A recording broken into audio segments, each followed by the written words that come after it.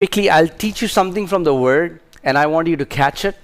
तो मैं जल्दी से आपको वचन से कुछ सिखाना चाहता हूँ और चाहता हूँ कि आप उसको पकड़ लें. See, the intent why God created man is very clear in the word of God. परमेश्वर ने जिस उद्देश्य से मनुष्य को बनाया वो बहुत ही स्पष्ट है वचन में. When the Bible says in Genesis 1:26, God said, "Let us make man in our own image." जब उत्पत्ति में परमेश्वर ने कहा आओ हम मनुष्य को अपने स्वरूप में बनाते हैं, in our own likeness, अपने खुद की समानता and में, let them have dominion. और उन्हें अधिकार रखने देते हैं. That's the first intention that God released ये पहली मंशा थी जो परमेश्वर ने प्रकट की when He said He wants to create man. जब उसने कहा कि वो मनुष्य को बनाता He है. said, "Let us make man उसने कहा आओ हम मनुष्य को so बनाएं that they may have dominion." ताकि वो प्रभुता करे.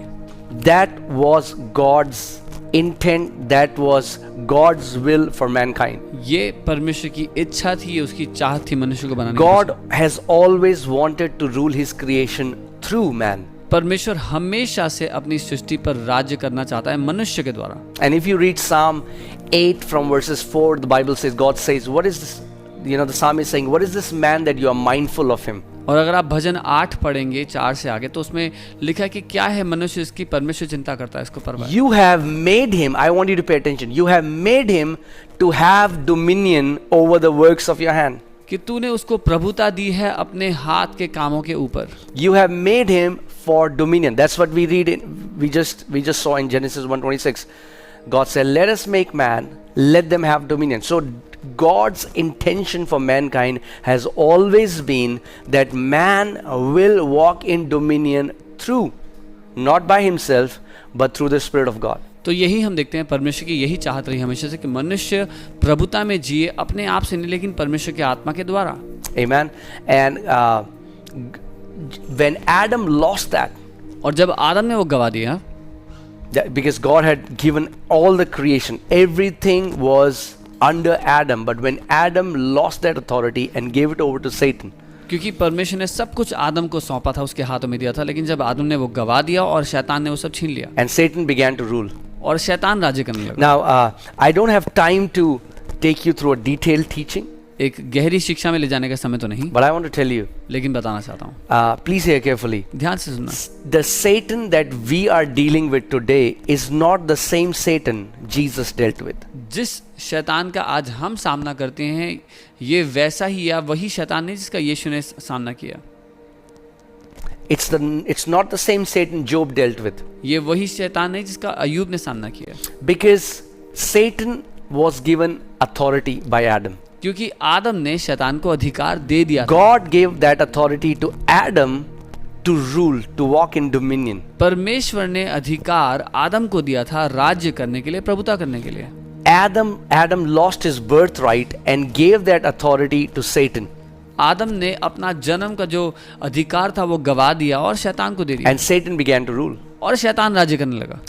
So and because God wants to rule through a man, God had to become a man to take that authority back from Satan. और क्योंकि परमेश्वर मनुष्य के द्वारा राज्य करना चाहता है, परमेश्वर को मनुष्य बनना पड़ा शैतान से वो अधिकार छीनने के लिए. God did not defeat Satan as God, he defeated Satan as a man. परमेश्वर ने शैतान को परमेश्वर होकर नहीं हराया, एक मनुष्य बनकर हराया.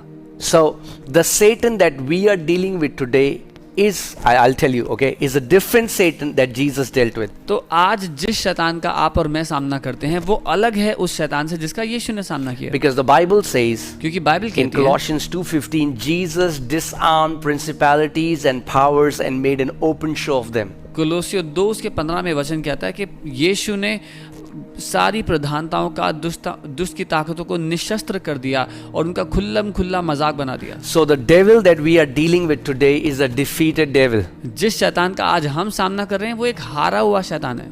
Jesus took the authority back from him यीशु ने उससे सारा अधिकार वापस and gave it back to his body. और अपनी देह को दे दिया. And that's what Satan doesn't want you to know. और यही है जो शैतान नहीं चाहता कि आपको पता लग जाए. He wants you to believe that he is still very powerful, that he still has all the power, but the Bible tells us he has been stripped from his power and authority. He has been disarmed and he has been defeated.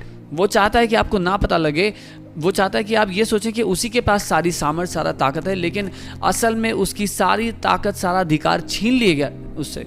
Why did Jesus take it back from him? यीशु ने क्यों उससे वापस छीन लिया वो सब? Before going up to heaven, स्वर्ग जाने से he पहले gave it to his church. यीशु ने वो सब अपनी कलीसिया को दिया। Amen. Amen. And in Luke 10:19, you'll read Jesus says that, "Behold, I give you power and authority to trample upon snakes and scorpions and over all the power of the enemy, and nothing shall by any means harm you." और लूका 10:19 में आप देखते हैं यीशु कहते हैं कि मैं तुम्हें सांपों बिच्छुओं को रौंदने का अधिकार देता हूँ और शत्रु की सारी सामर्थ पर अधिकार देता हूँ, किसी बात से तुम्हें कोई भी हानि नहीं होगी। So Jesus has if you are a believer of Lord Jesus Christ, अगर आप प्रभु यीशु मसीह पर विश्वास करते हो you have been given authority. तो आपको अधिकार दिया गया है। However, लेकिन just by saying I have authority, it is not enough. सिर्फ ये कहना कि मेरे पास अधिकार है, ये काफी नहीं है।